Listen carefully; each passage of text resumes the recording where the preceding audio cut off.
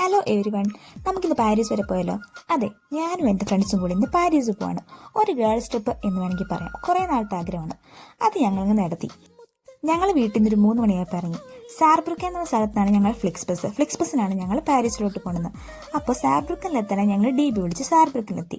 12 മണിക്കാണ് ഞങ്ങൾക്ക് സാർബ്രുക്കനിൽ നിന്ന് ഫ്ലിക്സ് ബസ്. പക്ഷേ ഡി ബിയുടെ കാര്യം നിങ്ങൾക്ക് എല്ലാവർക്കും അറിയാമല്ലോ. അതുകൊണ്ട് 3 മണിക്ക് തന്നെ ഞങ്ങൾ ഇറങ്ങി. ഞങ്ങൾ അവിടെ ഒരു രാത്രി 7 മണിയായപ്പോൾ എത്തി. 12 മണിയാകാൻ കുറേ സമയമുള്ളതുകൊണ്ട് ഞങ്ങളൊരു ഡോണറൊക്കെ കഴിച്ച് അതുവഴിയും കുറേ ഫോട്ടോസൊക്കെ എടുത്ത് അങ്ങ് നടന്നു. കുറേ സൊറകളൊക്കെ പറഞ്ഞു, പ്രേതകഥകളും അതും ഇതുമായിട്ട് ഞങ്ങൾ കുറേ പറഞ്ഞു. കുറേ നേരം ചെലവഴിക്കണമല്ലോ. അങ്ങനെ ഫ്ലിക്സ് ബസ് വന്ന വെളുപ്പിന് 5 മണിക്ക് ഞങ്ങൾ പാരീസിൽ ലാൻഡ് ചെയ്തു. പിന്നെ ഞങ്ങൾ മെട്രോ സ്റ്റേഷനിൽ നിന്ന് ഞങ്ങൾ 1 ഡേ ടിക്കറ്റ് എടുത്തു. പാരീസ് കാണാനായിട്ട് അവരെ കാണാൻ വേണ്ടിയിട്ടും ഞങ്ങളത് എടുത്തു. നമ്മൾ ഒരു ദിവസത്തിന് പാരീസ് പോകണമെങ്കിൽ ഇതെടുക്കാൻ നല്ലതാണ് കേട്ടോ. പിന്നീട് ഞങ്ങൾ ഐഫിൽ ടവറിന് മുമ്പിലെത്തി. ഫസ്റ്റ് കാണുന്ന എക്സ്പ്രഷൻ വാവ് എന്നായിരുന്നു കേട്ടോ.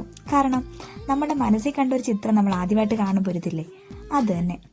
ഈ കാണുന്ന ഒരു മനുഷ്യനാട്ടോ. ഞാൻ ആദ്യം വിചാരിച്ചത് സ്റ്റാച്ചു ആണ്, പക്ഷെ അല്ല, ഇതൊരു മനുഷ്യനാണ്. അയാൾ വളരെയധികം ഹാപ്പിയായിരുന്നു. കാരണം ഞങ്ങൾ എല്ലാവരും ഒരുപാട് ആഗ്രഹിച്ചൊരു കാര്യമാണ്. കാണിക്കുന്ന എന്താണെന്ന് ഞങ്ങൾക്ക് പോലും അറിയില്ല. ഡാൻസ് ആണോ എന്താണോ ഒന്നും അറിയില്ല. പക്ഷെ എന്നാലും ഞങ്ങൾ ഭയങ്കര ഹാപ്പി ആയിരുന്നു.